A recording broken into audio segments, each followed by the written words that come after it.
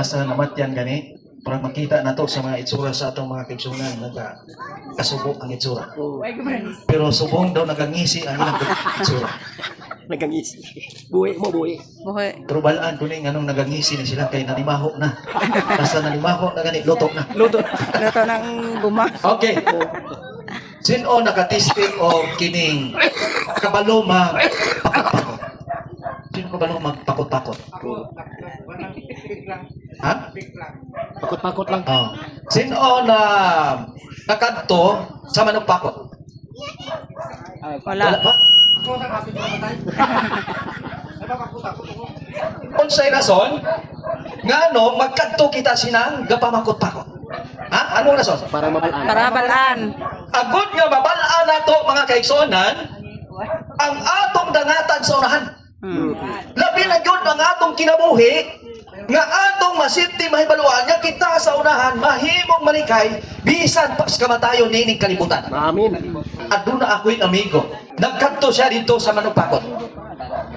Unya bagadto niya sa manugpakot ang iyang gipamangkot sili niya manugpakot. Unsa man ang hinungdan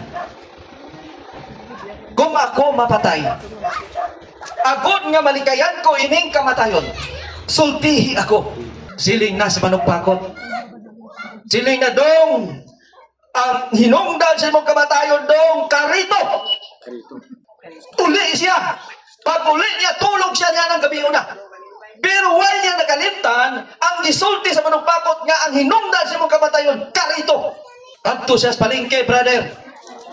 Daghan og salakyan ang iyang masugatan.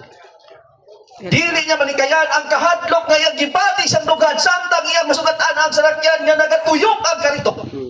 Siling niya, basi kong matanggal ni. Maoy hinungdan sa akong kamatayon. Kinahanglan makalikaw ko niining mga karito nga akong masugatan. Nag-decide siya mga kaigsonan nga siling niya, dalon ko ang akong pamilya.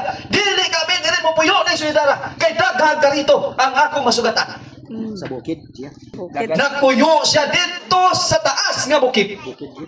Nanguma siya, nananom siya kamuti mga salakon. Karon sa laktod niya istorya.